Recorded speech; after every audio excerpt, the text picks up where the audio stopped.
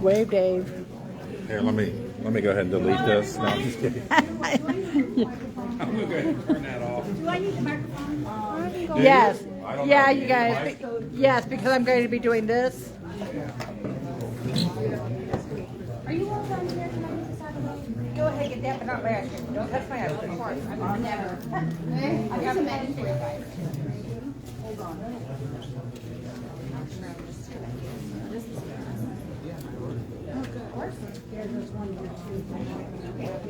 So, Hello. Get started. How are you? I'll just scream real loud. Scream loud. There's a microphone sitting on the table over there.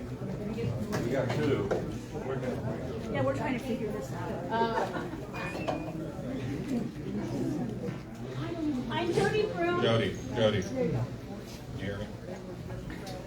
I'm Jody Broom, and here tonight is my partner Beth Miles.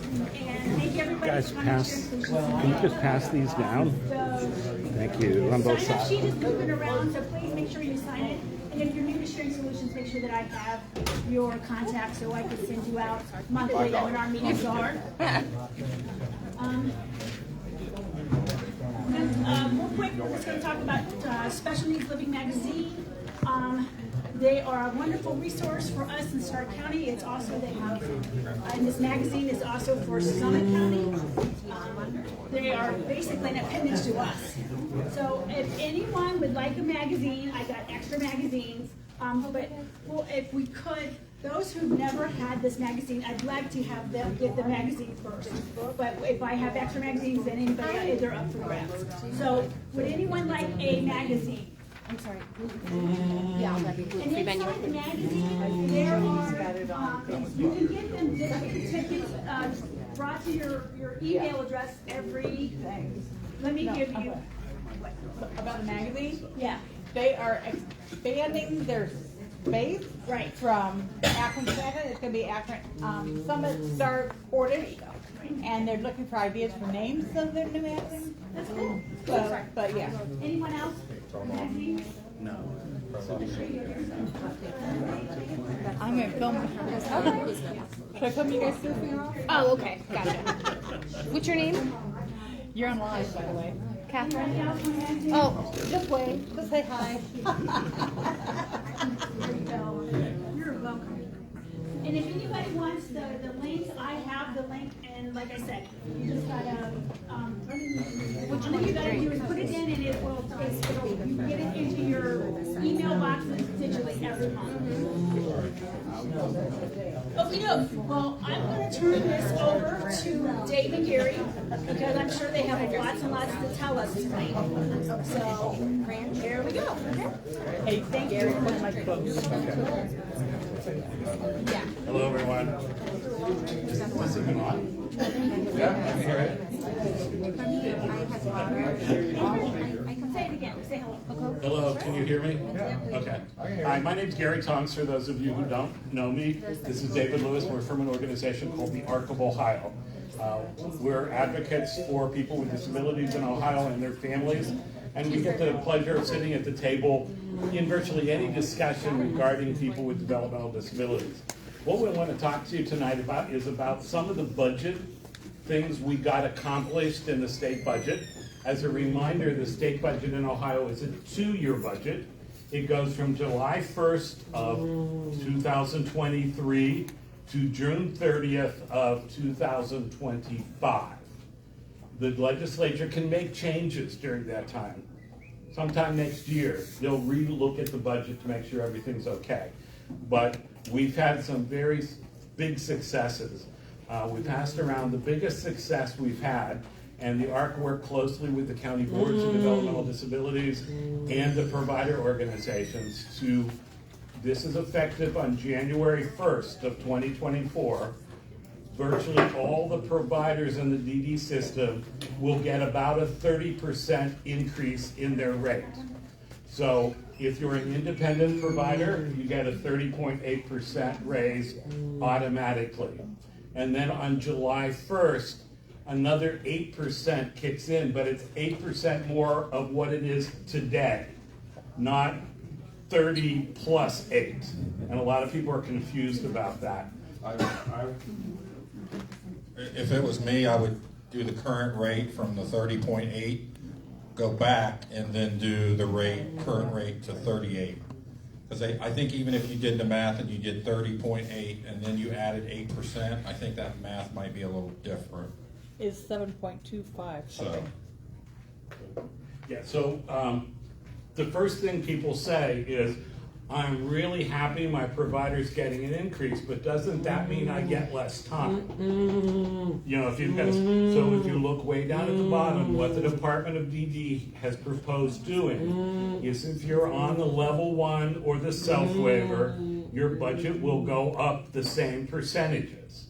So if you're an adult on level 1 or self, it'll be about $62,000 a year.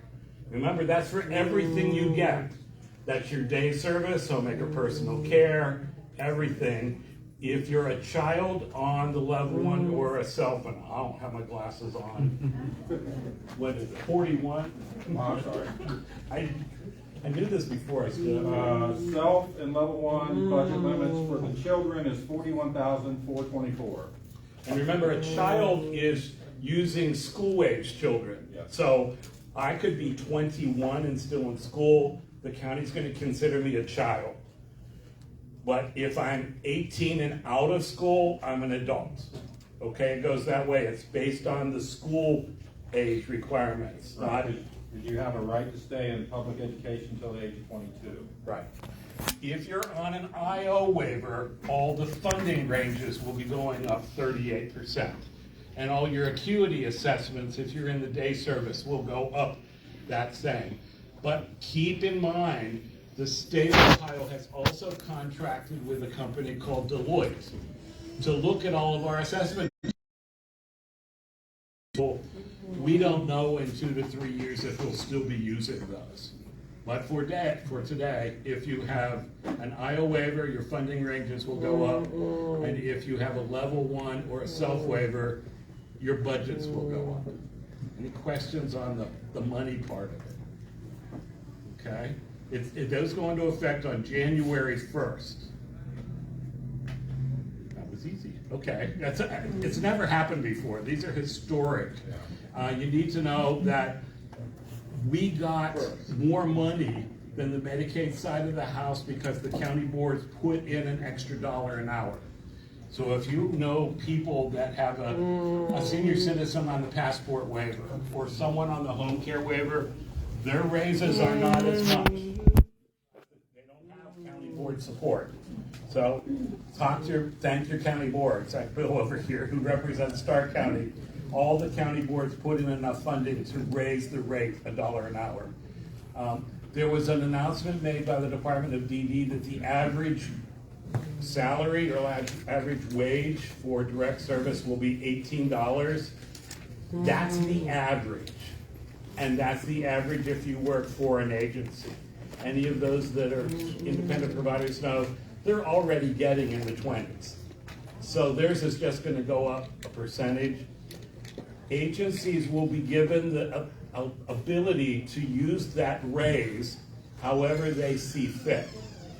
That could be just giving a 38% raise. That could be saying, we're going to try to do some health insurance. We're going to try to give you the holidays off with pay. They can do lots of things, but they'll all be surveyed at the end of the year and basically ask, what did you do with the money?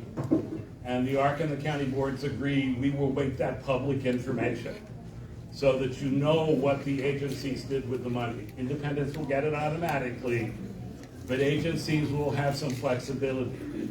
Also be aware that some agencies in anticipation of this gave the raise already. So I think we're going to have some direct support staff expecting a raise in January, and they already got it in October. So keep that in mind. The average will be about 18, but that means some people will be up to 16, 17, and some people are going to be up to 20, 21. We have things called add-ons. If I'm working with someone with behaviors, currently I got an extra $2.52 an hour. As an agency or an independent, that is also going up 38%. So everything's going up. On-site on-call, do you know what that is? On-site on-call is if I need someone at night, maybe, but my staff person can sleep, that's on-site on-call. So I'm gonna get a lower rate closer to minimum wage because I can sleep, and then when I wake up, I'm gonna get the regular rate, okay? On the other side of the paper is nursing. Nursing is also going up. It's at a different percentage because nurses are the highest paid people in our system, and they should be. They could be making $100 or more an hour in a hospital. So they're going up as well. Nursing is going, Nursing is going up 36%, and that includes state plan nursing and waiver nursing. And then nurses' aides are up 32%. So, any of you use a nurse with your Medicaid card? That, we usually just call it state plan services. If you're on an IO waiver, you can get a little bit of nursing through your IO, but most people get it with a Medicaid card. Their rates are going to go up as well. Anything on rates? Okay, remember it affects independents and agencies. It's shared living, adult day services. Becky? You probably don't know this, I'm sorry. No, it's all right. Okay, so our pay scale is weeks A, B, C, D, E. If you look at our reports, you don't know which pay that's gonna be, do you? You mean the cost of living? No, if we look at our billing, when we put our billing into EMBS, and you look at our reports will go week A, B, C, D, E. Do you know which alphabet letter that's gonna fall under? I have no idea what you mean by that. I know what you mean. You know what I mean? I know what you mean. Can you explain it? Is some of it? I don't, I can't. Okay, I don't think that it's the court- way our reports work. And I think that's a reporting mechanism, I'm not sure. So, here, let me have it. That's probably a better question for the board. Or maybe call billing and ask them which Right. we. I know I some don't of them think are that's the related overtime. to actual reimbursement rate, so. No, we just wanna know what, because it starts on the first, on day number 1 of January, but which billing cycle am I going to be in? Oh, I know what you mean now. Okay, so you're talking about when I look at that report and it gets sent in on a certain date, it might say report -C, Yeah. -E. Typically, waiver billing falls about 2 21 weeks days. after you submit that bill. Your first one is 21-day cycle, Yeah, and then so it's after usually it's about every 2 weeks now. Okay. Yeah. So I'm just trying to figure out when, because, Well, so a Medicaid remit, it's picked up, if I submit that billing by Wednesday at noon, it gets picked up by Medicaid, and then I usually see that payment in the bank 2 weeks later. right. Does that help you? Yeah, but you just don't, I didn't want to have to do the math, I was hoping you would know. I think I'm telling you, right? Yeah, that I means, think I'm answering the well, question. you are answering the question, but that means I'm going to have to look at it and figure out what the dates are. Well, you just look at when did you submit your billing, and then you go from there. I do it Tuesdays, it gets picked up on Wednesdays. Yes. Right. But, I think I answered. yeah, Larry. Gary, I ask you this as a person that sits on a board for a provider. We're obviously gonna get a very significant increase in revenue. And you lobbied this because of staffing challenges. Right. I hear you today say it doesn't necessarily have to go right to wages. Right. Yeah. Again, the survey's gonna come, it's gonna keep us honest, but we have the flexibility. We are thinking about some of these benefits and retirement programs that have been neglected for these hardworking people. So I'm kind of asking you, maybe you can state it, but from your perspective, trying to guide somebody like a board for a provider, And Larry, our board is gonna have to consider the same thing. We have staff, and we've discussed that among the county boards and the providers. The rate will be going up about 38%. You've got middle management there too. And we're seeing, especially, and I'll talk about, Dave and I are going around training SSAs, the case management system. in the rural counties, and I don't know about Stark, well, Mahoning, we were in Mahoning, this is gonna affect them. The starting rate for an SSA in Mahoning County is $19.50.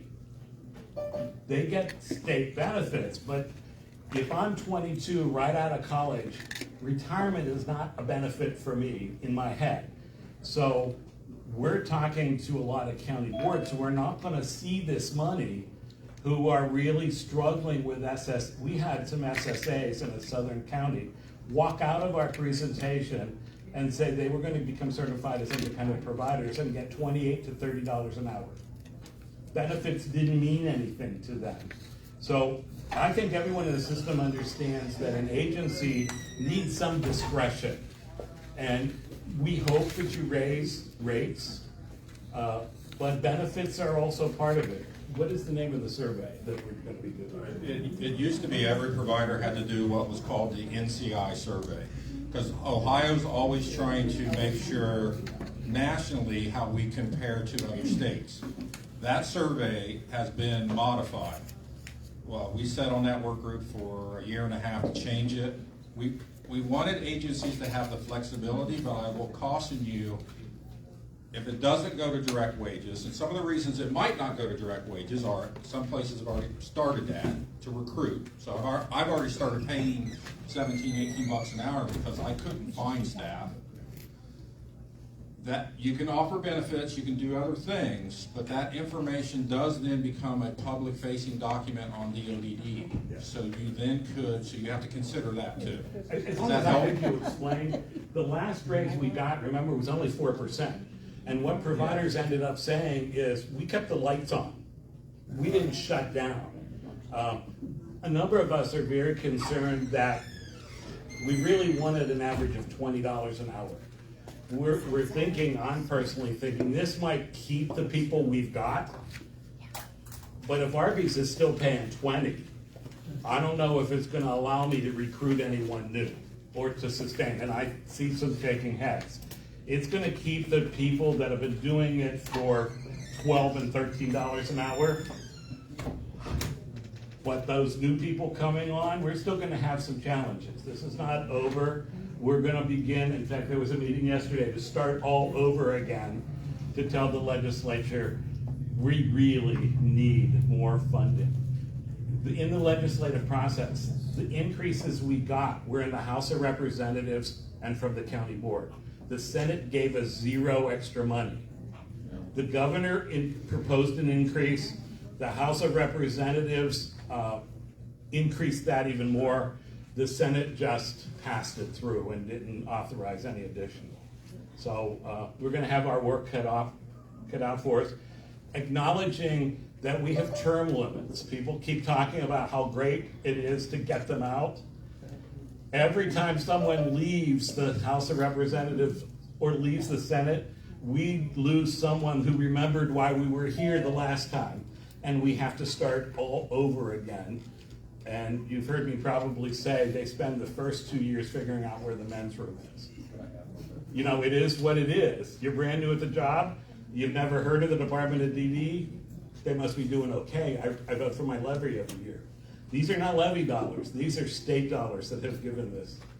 Yeah. I want to go back a little bit to the meeting starting again about the budget cycle, because one of the things that we didn't necessarily get accomplished in the budget was, well, number one, we wanted a 50% increase. Didn't quite get there.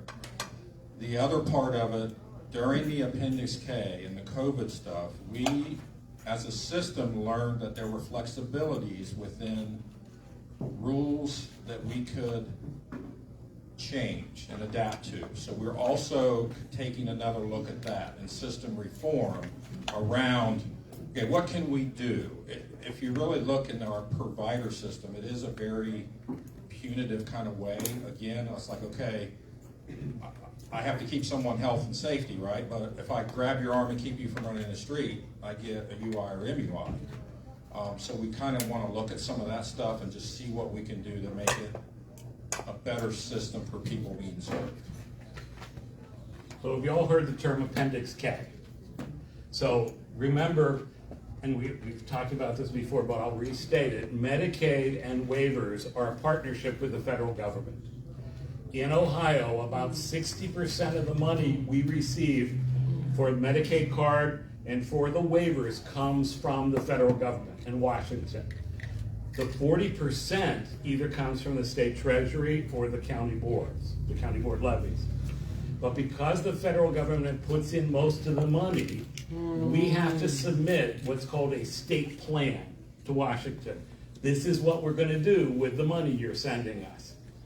The pandemic hit, and we had to add an appendix to the state plan. That's all it is. We just added an appendices to the state plan and said, we know we told you we were gonna do this, but our day services are closed, our schools are closed, we can't find staff, so we need to change things.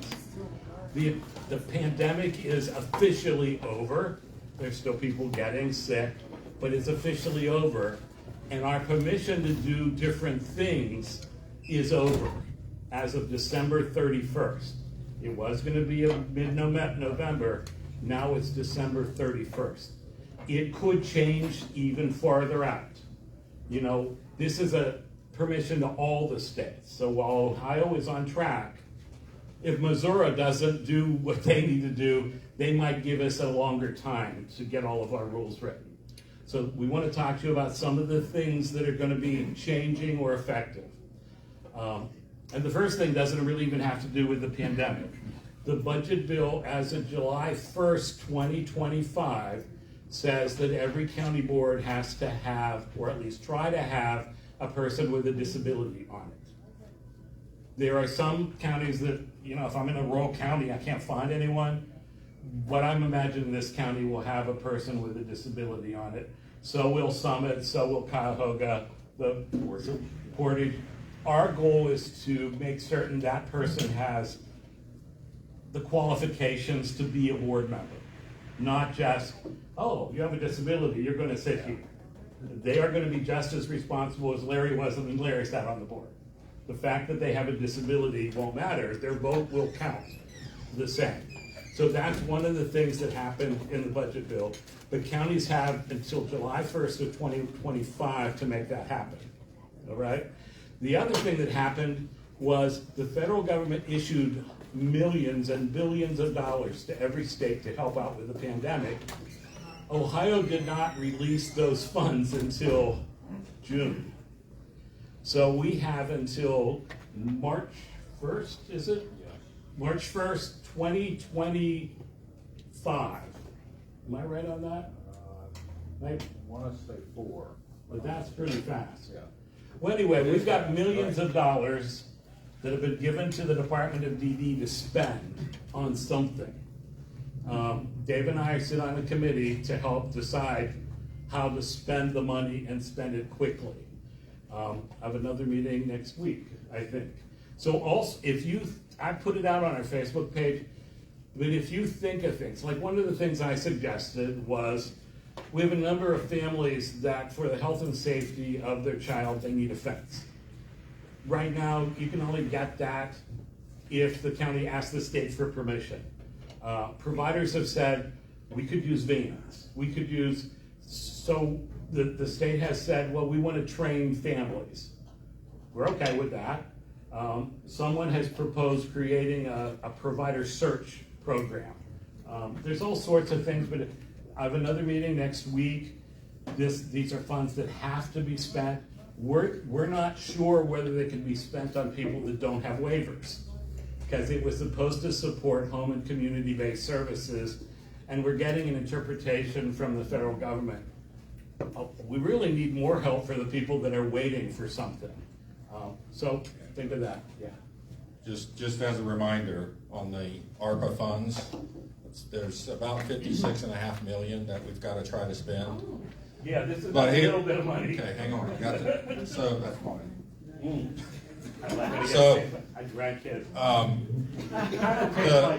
Garrett, Garrett, Stop talking. so the challenge with the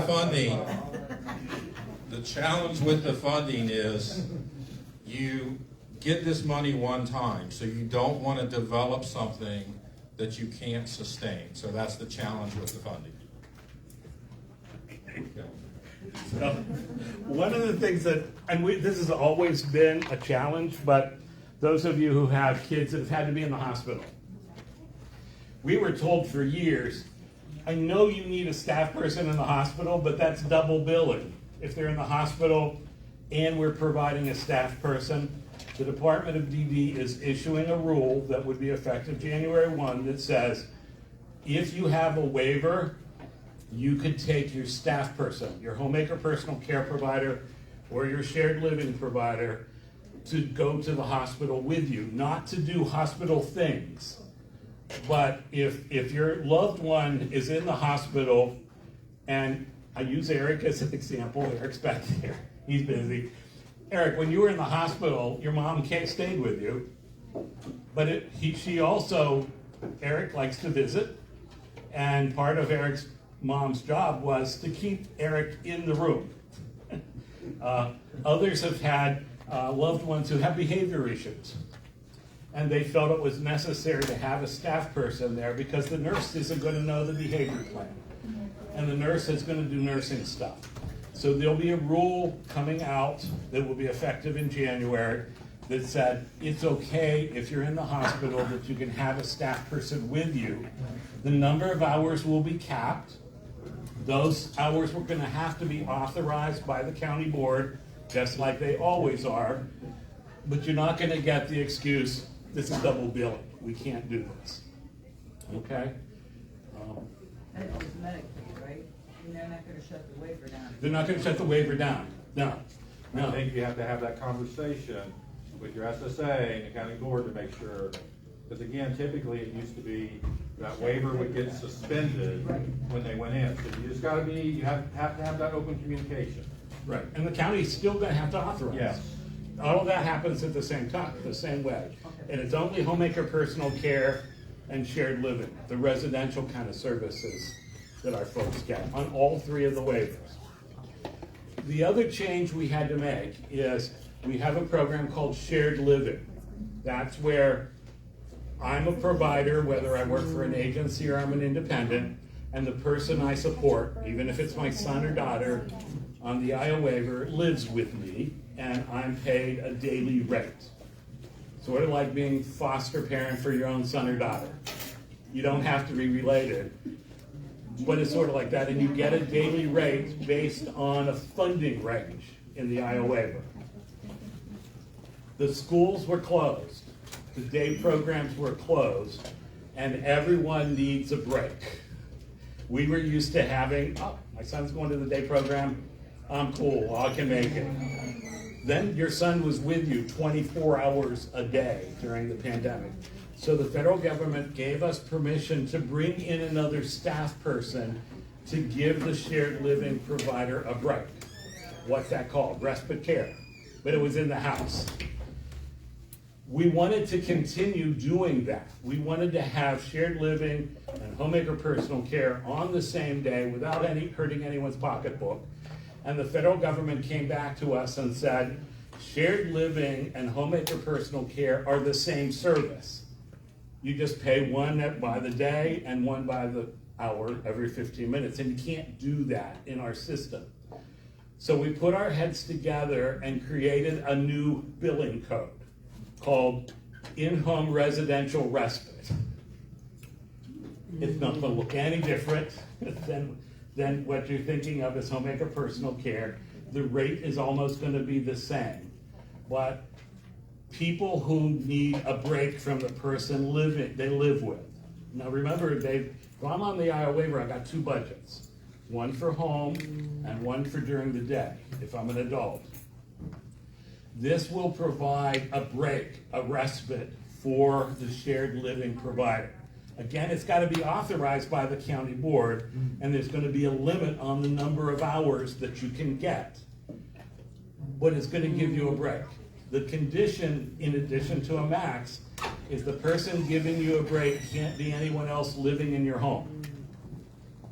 We kind of got away with that during the pandemic Mom was the shared living provider and dad was the homemaker personal care provider that gave her a break. We can't do that anymore. That's gonna be a challenge for some of our families. But it can be your neighbor, it can be your adult son or daughter that lives somewhere else. You know, I've already talked to some county boards that the family has a duplex. If that's okay with your county board, we'll work that out. But remember, even if you live in a duplex, if you're eating together, you're living together. That wall doesn't set, it's how you function as a family. So that's another consideration. The other thing we all agreed on was not everyone should bill at a daily rate. So you'll hear the phrase, and you can jump in at any time, just grab the microphone. You will. Not everyone should be in shared living. That doesn't mean they shouldn't be living where they're living. That means I got cerebral palsy and I need 2 people to lift me. There needs to be another staff person.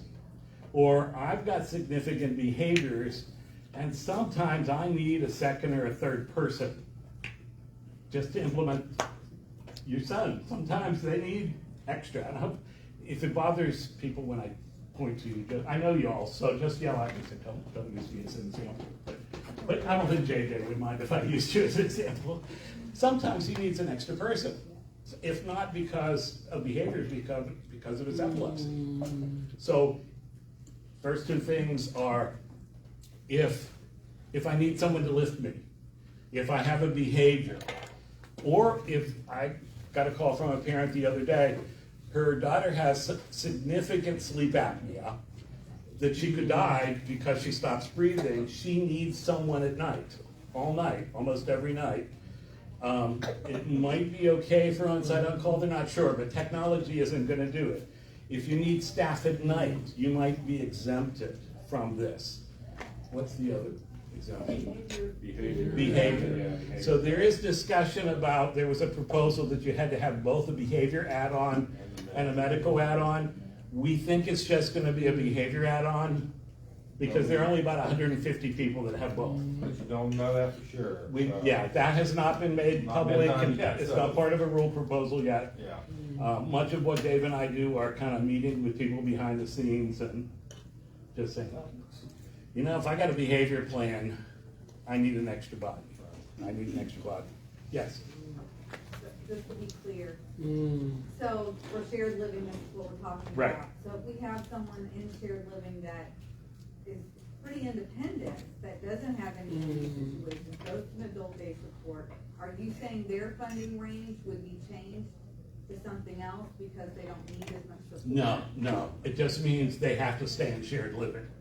If the provider provides, if I live with my provider, and my provider is providing more than 20% of my authorized time, Okay. not a math major, but if the county says Gary's authorized for 100 hours, and I provide 21 of those hours, and Dave lives with me, then Dave's in shared living.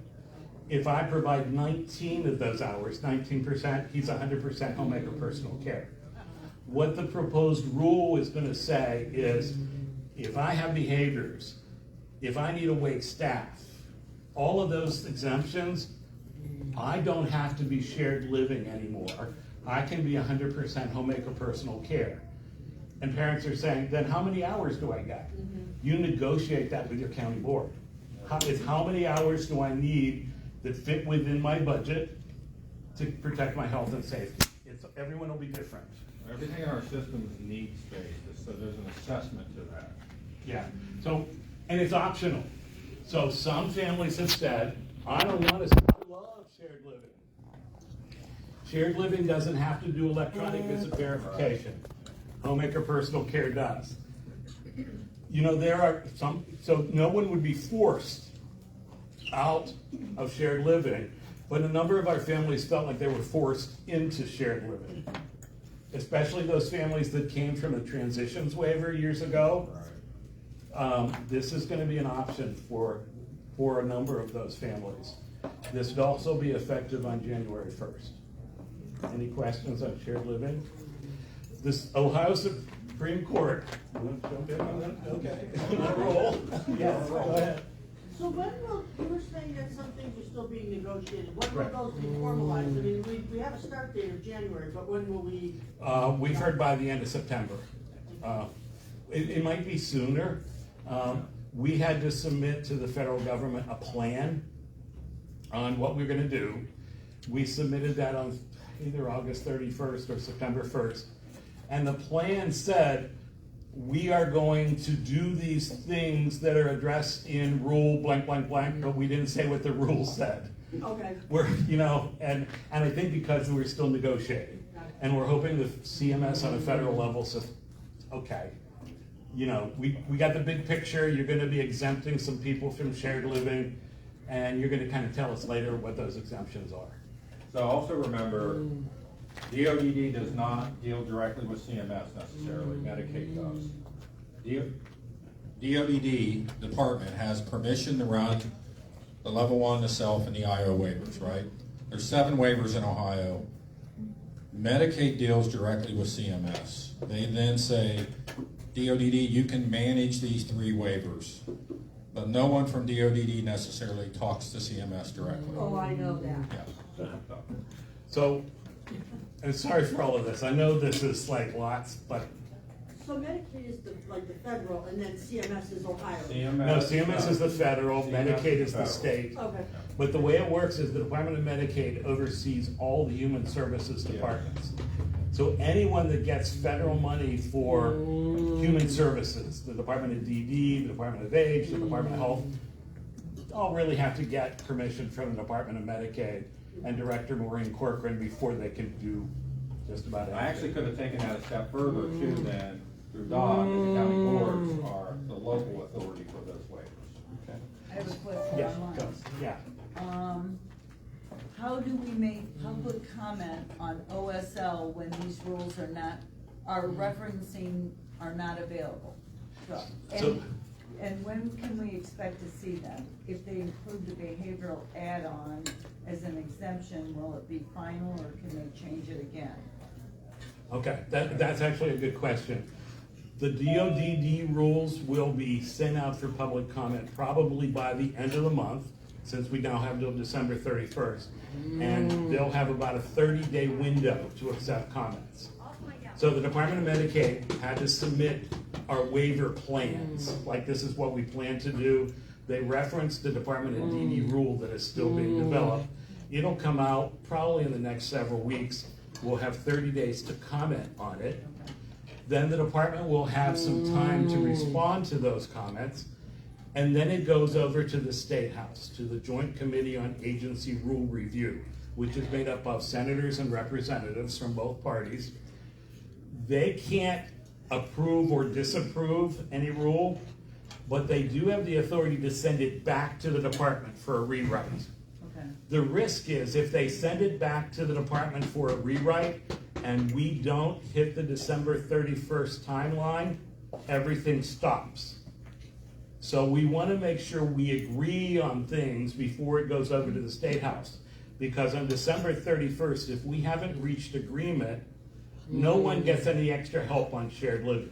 All of these other things just kind of stop because our permission to operate stops on December 31st. So by everything stopped, is that including the pay rate? No, the pay rates are not Okay. part of this. That was That'll clear. go through, yeah. Yeah, no one has a problem with the pay rates. Those are gonna be fine. Those are in rule, but I don't think that's gonna be a problem, yeah. I have an online question. Will the non-medical transportation rules change when the increase comes, such as distance between they have? Or do you foresee those rules changing? No, and it's not just, non-medical is for day services. Fixed things. It's for volunteer activities during the day. Must have, job, education, secondary Right, education. yeah, if you're going to college, going to VOTEC, you can use non-medical. But if you're going to the movies, you have to use homemaker personal care The transportation. concern was originally and I know this person, originally the increase was going to be 10%, and then they bumped it up to 30%. Yes, Was there a reason? because someone said we could have 38%. Oh, Yeah, this is like, yeah, the governor recommended 10%, and we got the House of Representatives to up it. And we didn't say, no, we don't want the increase. It was, we were yeah. just wondering if that was a misprint or. No, that wasn't a misprint. It's, Okay, so they said, so are these rules, they are referencing Medicaid or DODD in 1915C? All the waivers are 1915C. Okay, They're typically driven by the DODD rules. right. and then it says, If you want specific numbers, I can tell you the beginning sequence of where you find. Medicaid comments are due at the end of September. How can we comment on those? I am confused. I don't remember the email address. No, But Is that waiver feedback? no, waiver feedback is Department of DD. Okay. There's another email for the Department of Medicaid. What I'll do is I'll post it on our Facebook page, On our Facebook. the Arc of Ohio Facebook page. Okay. If you send it to me, I'll post it. Yeah, we sent it, and Becky will send it and post it on hers. With Department of DD, it's waiver something that, or Becky.Phillips at, it'll get, Medicaid's much larger, so it's a different email address. Okay? Something that's been in place for a decade that we've not really been firm on is the Ohio Supreme Court about 10 years ago found out that there were a bunch of guardians who happened to be lawyers working for large law firms. They were being paid to be guardians, and they never went to see their wards. They never did what they were supposed to do. So the Ohio Supreme Court issued a ruling saying anyone that is a guardian and a provider must have permission from the local probate judge to do that.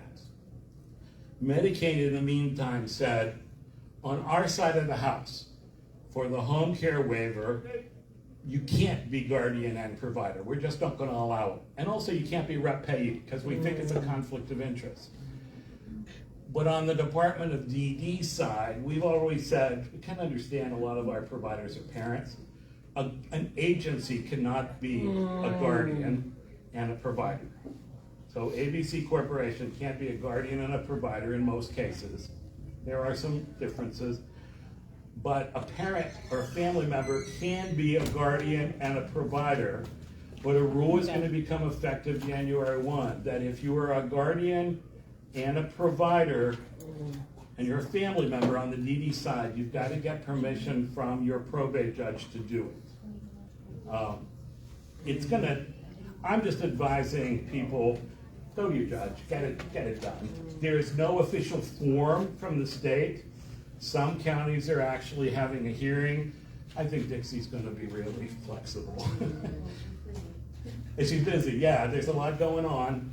Don't be surprised if your judge doesn't know what you're talking about. You just need something in writing saying, yeah, I know Dave. He can be a provider. He can be paid.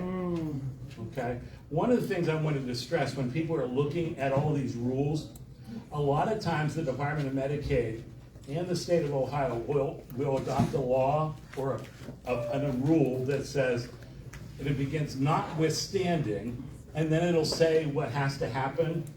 Notwithstanding usually means does not apply to the Department of DD or county boards. So when you see those words, it always references something else. But a lot of families were getting scared that says, oh, I can't be paid. I can't be a guardian. Notwithstanding, and then it references, they reference some numbers that mean the Department of DD. Okay? All right. So what else? Oh, the big one. So, the Department of during the pandemic, we said we can't find providers. We just can't find them. So we want our parents of minor children under 18, on our waivers to be able to be paid. CMS on a federal level gave the Department of DD to pay parents of minors on the level 1 and the IO waiver, that they could be paid. There was no limit on the number of hours. But many parents were paid. The Department of Medicaid liked the idea so much because of our crisis in hiring staff that the Department of Medicaid has issued a draft rule that says we believe all legally responsible people on all 7 of our waivers. We've got 3, but there's also a waiver for senior citizens, and there are waivers for people with physical disabilities that don't have intellectual disabilities or may, but they have more of nursing needs. That as of January 1st, all legally responsible people with limits. So I won't use the example I usually use because David gets mad. So I'm going to use, if Jody and Beth were married, Jody could not provide services to Beth. But if they were just living together as partners, they could do it. That didn't seem to make sense to a lot of us in a state that says they believe in family values and marriage. If you're married, you can't do it. So the passport waiver, which is for senior citizens, come January, that if mom has dementia, the wife has dementia, and the father, the husband is the provider, he can get paid to take care of his wife on the passport waiver with authority from the area agency on aging. Because spouses are legally responsible to do that for your spouse. This rule will say they can do that. We don't have a lot of spouses in our system, but if we had a husband and wife, both on waivers, the county could authorize one to support the other, all right? Where we have our parents of minor children. We've got a lot of parents who have children under 18 on our waivers and can't find staff. So there is an assessment. We always have an assessment tool. This is the latest. It's not the final version. But again, what the Department of Medicaid did, they issued a draft rule saying, we want to be able to employ legally responsible people with an assessment tool that they don't have in rule. This assessment tool is not in rule. That's pretty common. It's a lot of steps to change an administrative rule or a state law. By not putting it in the rule, it means that if we don't like it, we can keep urging them to change it, and it's an administrative thing. They just kind of, okay, Gary's got a really loud voice, we're gonna change that question. You know, it's not that simple, but it's more simple than going through the legislative process. This is the latest one. It will be the same tool used for senior citizens and people with Down syndrome who are under 18. That's one of the challenges we have. It tries to separate out what a parent of a special needs child has to do versus what a parent of a typical child has to do. So one of our concerns, and I think we county share this, is that it's divided by age. Like, you have to have a 3, and it's a pretty simple form. You'll understand it once you see it. You have to have a 3, and it describes what a 3 is in 3 different areas. But if you're 16 or under, it's going to be kind of challenging for a parent to be approved, because most 5-year-olds need mom there to help them get a bath. You know, most 10-year-olds need help in dressing. And you'll see that they try to separate it out. It's not going to be as difficult for a husband who's caring for a wife with dementia. It's going to be more challenging for a child. The rule also says that the legally responsible person, in our case the parent, has to work for an agency. They can't be an independent, and they can't work more than 40 hours a week. And it can't be more than 40 hours a week by, often there are 2 legally responsible people. If I'm 10 and I live with my mom and dad, my mom can't get 40 and my dad another 40. It's combined, I get 40 hours. Yeah. Jackie. Okay, so this person asked basically that, can you ask Gary if he knows if there will be a limit between two parents that live with their son and daughter who transition from shared living to HBC in the number of hours they both can provide?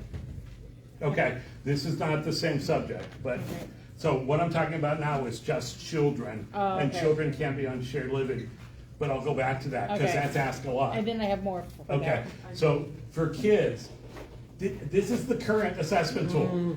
This might not be the final.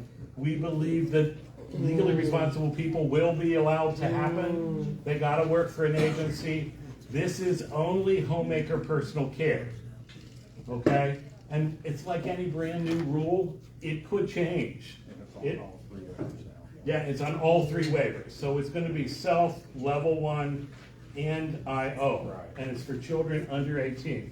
Remember, if your child is over 18, you've always been allowed. One of the other nuances in this is we have grandparents, a lot of grandparents that have custody of their grandchild, and they're independent providers, and they're working as homemaker personal care providers and working 60 and 70 hours a week. This rule says if you have custody, you're legally responsible, and this rule will apply. So after January 1st, and I'm sure it'll take some time, after January 1, if this takes effect, grandparents are now currently independents, would have to work for an agency, and they'll be limited to 40 hours. It doesn't mean their child is limited to 40. So if the county board believes I should be getting 100 hours a week of services, that just says the legally responsible person can only provide 40. I still can get 60, it just has to be from someone else, okay? No, you an agency. We're an agency, yeah. And really, the ARC and a company called Boundless are the two largest, I think, right now. There were a number of agencies that, not knowing whether this would continue, that I don't want to have to lay someone off that I've employed. This kind of makes it permanent. But we do know, we believe, there are some parents of minor children being employed now that aren't going to meet this assessment. It's pretty strict. So if I'm 10 and I've got a lot of skills that compare me to a typical 10-year-old, my parent will not be allowed to be paid after January. So what we're hoping to do is let my parents know, Bill. Yeah, there's a lot of misunderstanding too, that a paid caregiver, you first have to go through the waiting list assessment. And then we do this extraordinary. And we're advising families. This is not, I'm calling out my county to get a waiver so I can get paid. This is for people that already have the waiver, and for people who get on it later, but you can never get a waiver because you want paid. You get a waiver because you need to your child. So, I've met with a lot of families out there. So the current rule is they can become a paid provider if they're working with an agency. Right. Correct, and we're trying to continue that. Right. But I have seen a lot of county boards not willing to give hours, act like they don't know what's going on. They have no, like, if you do go to them, they're like, well, we cannot authorize that. And I mean, and their children are total care. Right. So, and this is for children who already have a waiver? Yeah. Yeah. So They're adults. Some are adults and some are. Right. So what we've been talking to the Department of DD right now, and we've been saying you have to issue guidance. They have formal processing. In their defense, there is no rule that says to do it. There's just this Appendix K. We live in Franklin County, which has 250 SSAs. And they all don't work in the same building at the same time anymore. And a lot of that, I'm gonna yell over the thing to pass the more senior. So the communication. So we have a promise from DODD that beginning soon, once these rules are more firm, that they'll be good educated. But call us though, because this is appealable. It will be in rule, and you can go to a hearing officer. But some of the other conditions are, it's not just because I want to be paid. No, It is. So I pushed for it personally because I know a lot of moms that can't work outside the home because every day the school's calling saying, come get your kid. You know, we don't want, and the original rule was, you can do it, but mom, you gotta keep looking for another job. That, I can't quit my job and then keep looking for another job and just hope that someone's gonna come in. So I think it'll moderate. And it's a huge need, and it's so, Right. as an agency, it's so heartbreaking and frustrating that you can't help them because they have to go to this group, Right. and then the group Right. is Yeah. not doing anything. So one of the differences of opinion on the rule, and this is a Department of Medicaid rule, this is not a Department of Developmental Disabilities rule. The last paragraph in the proposed rule said, this is not appealable. So some people believe that the county board can just, in their own opinion, say, you obviously shouldn't be providing services to your own child. What we believe that references, and I've got backup from people within the Department of Medicaid, is that the assessment tool is not appealable. The assessment tool says black or white. Do they need this? Don't they need this? Can they do this? Can I?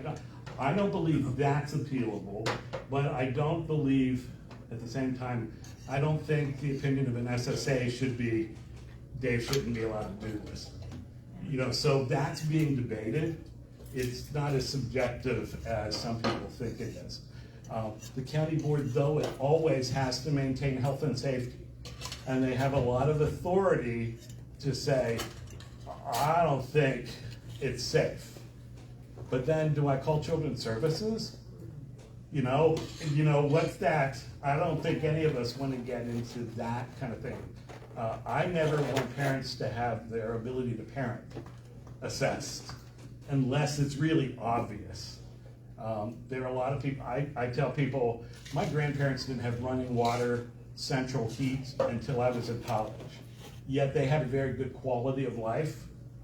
You know, the way I view things is not the way someone living in inner city Cleveland views something, you know? So we have to be really careful on those kind of aspects.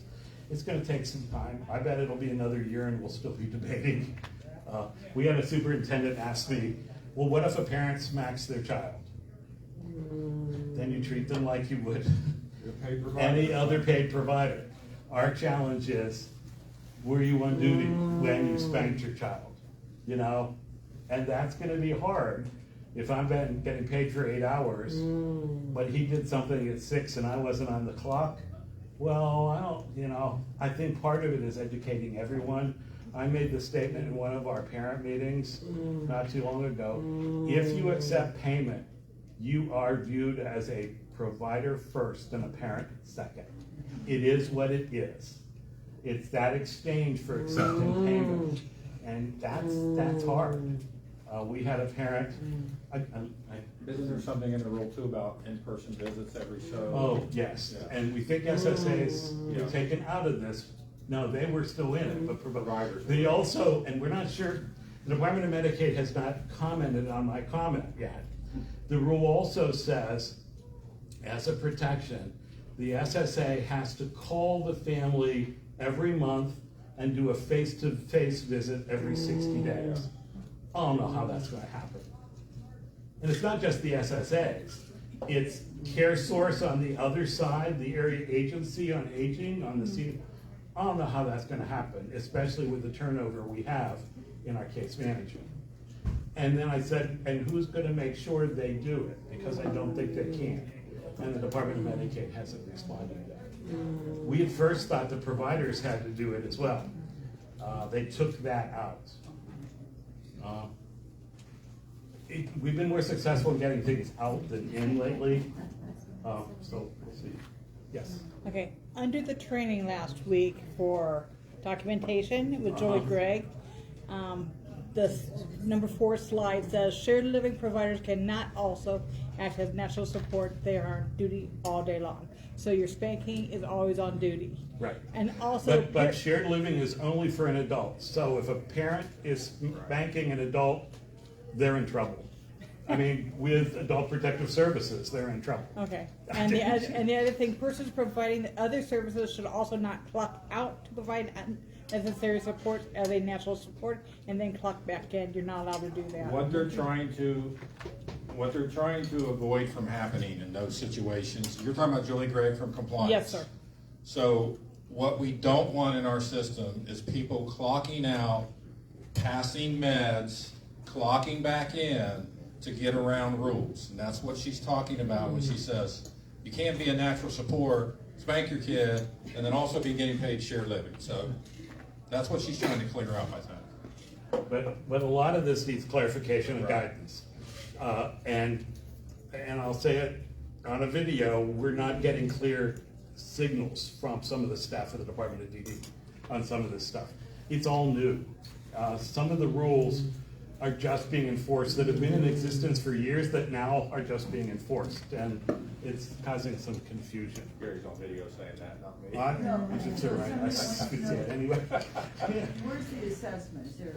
No, that's, so, Somebody's asking where they can see the assessment. whatever the, It's called an extraordinary care. yeah, if you Google Ohio Extraordinary Care Instrument, You'll find it. it comes up. They modeled it after a federal one.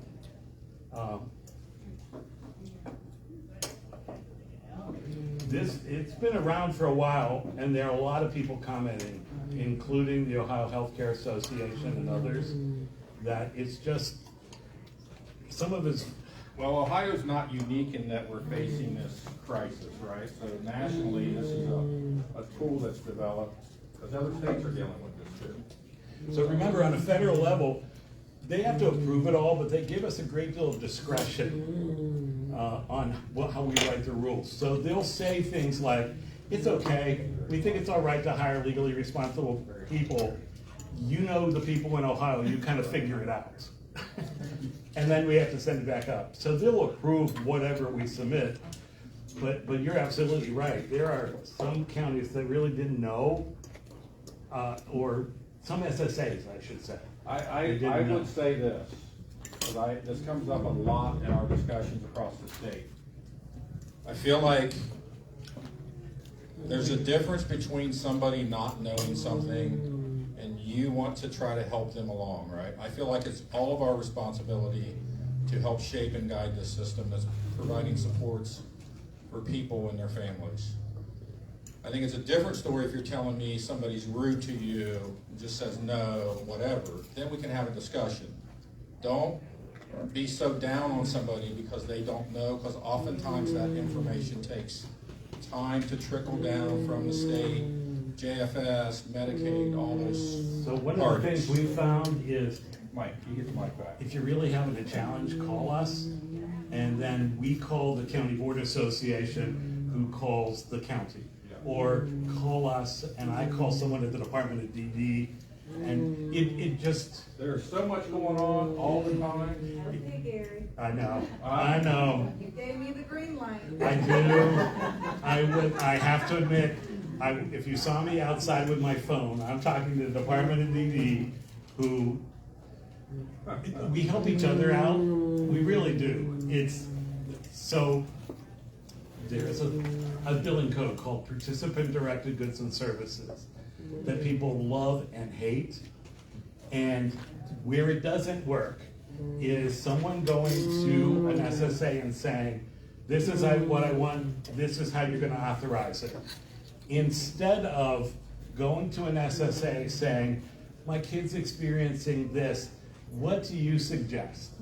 It's just a way of working with people. We're all people, and it's the same as your employees coming to you and saying, oh no, I'm not doing it that way. You know, I have employee rights. It's how we work it, and for human services, it takes a while.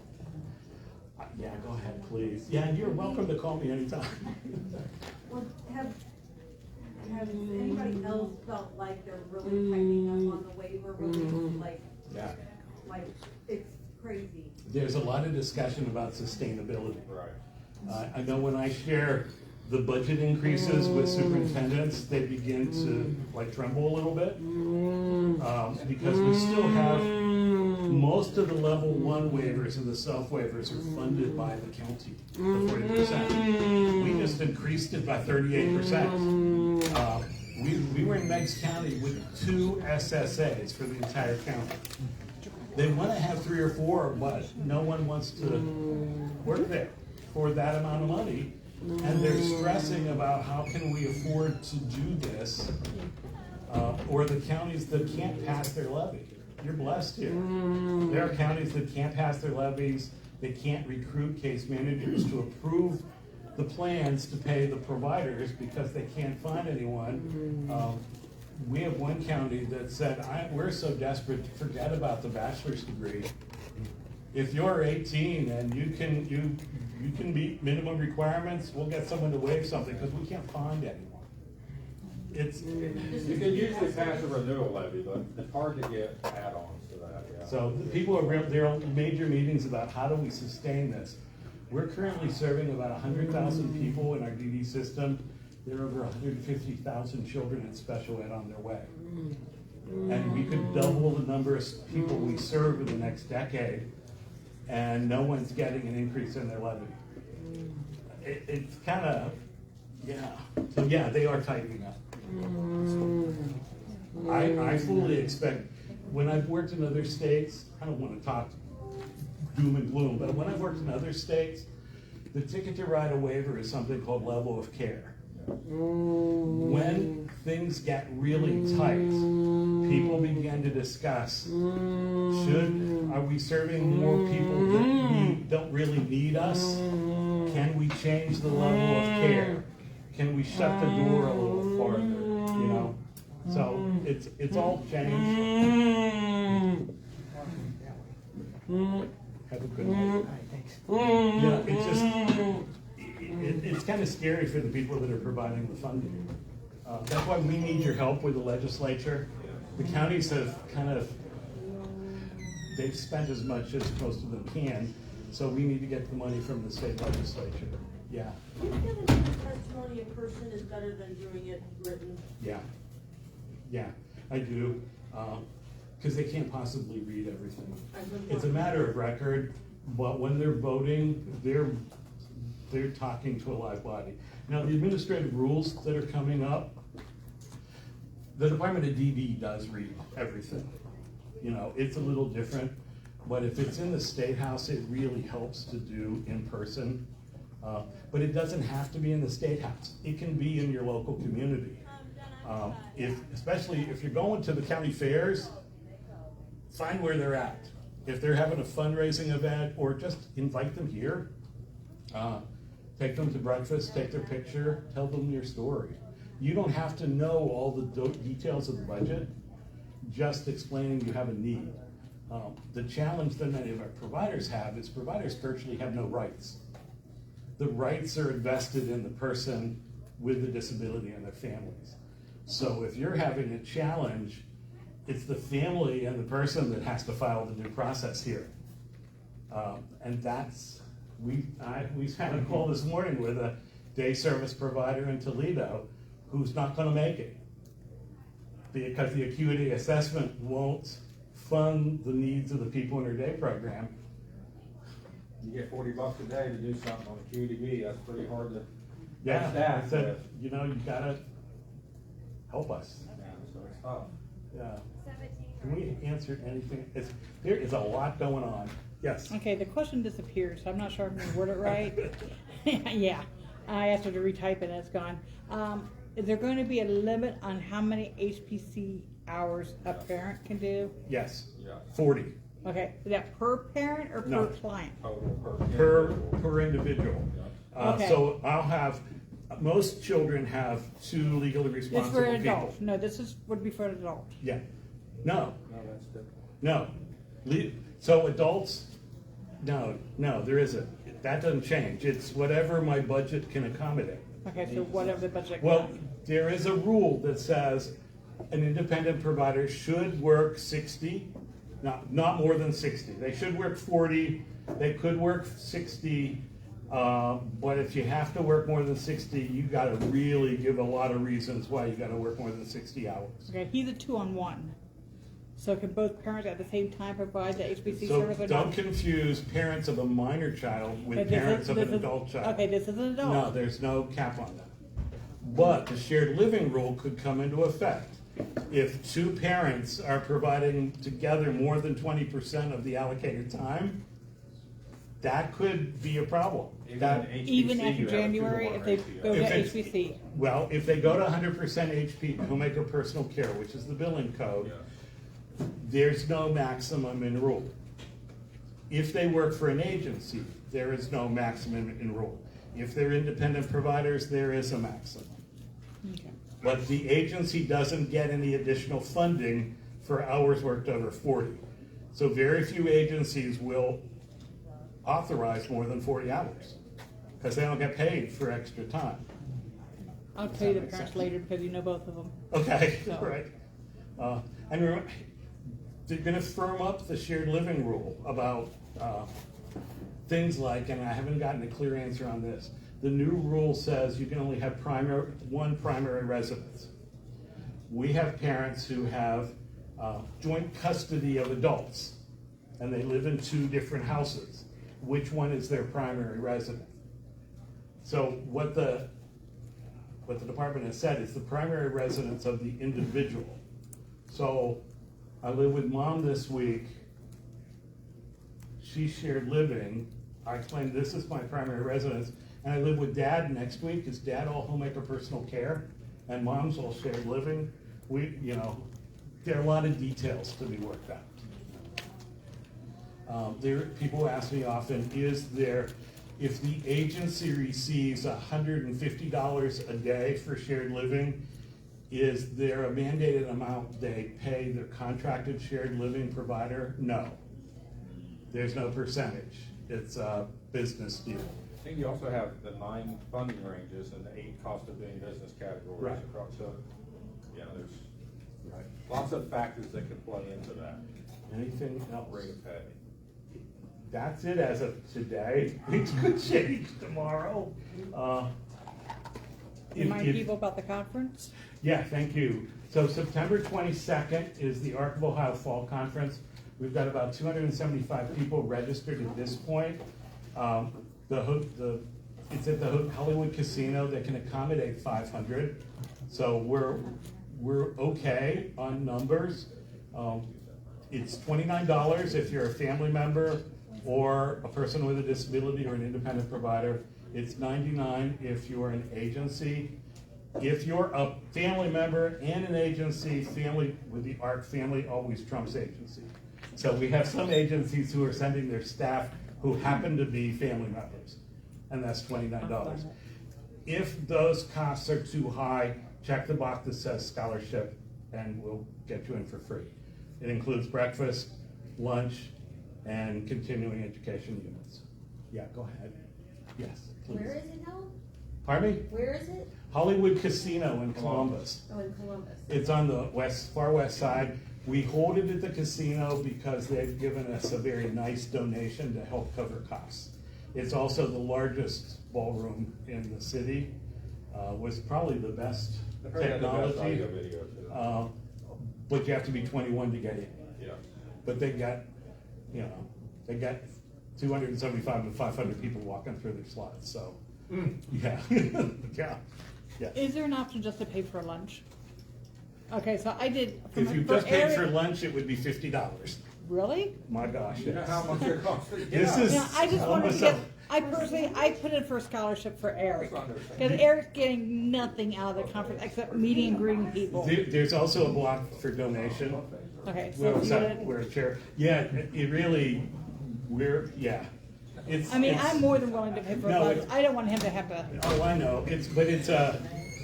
We're serving breakfast and a buffet lunch in Columbus. You don't get that for less than $50. So the ARC is supplementing because we want you to be there. And it'll be the directors of the departments. So it's the director of the Department of DD, the deputy director of Medicaid for the Department of Medicaid and for the Department of DD, If any of you are using GT Independence for the self-waiver, they will be there.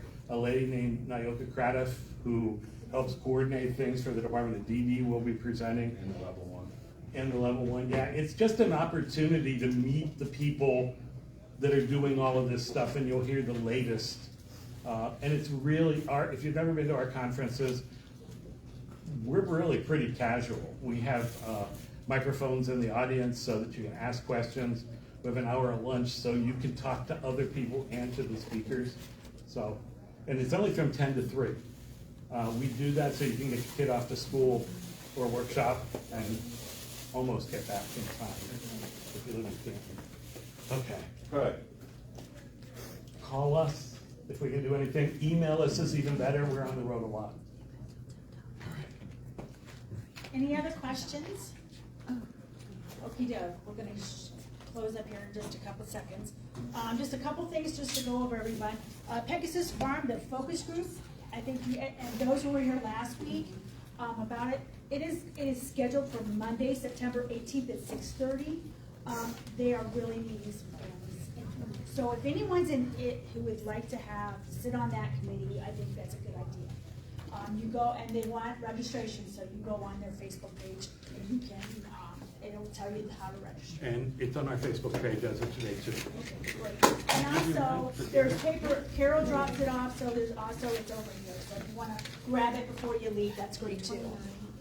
And also, Cafe Disco at First Christian Church is September 30th, Saturday, that's a Saturday evening, from 4 to 7. Again, we've gotta go on their website to register for your child. It's a great evening, if anybody is interested. I think all our kids love it. Alyssa loves it, my boys love it, so it's a good evening. It's called Cafe Disco, it's here in First Christian Church here in Canton. It's a really nice time, it's 4 to 7. And they do treat these kids like royalty. Isn't it a toy? It's like a yeah, if you can wear attire.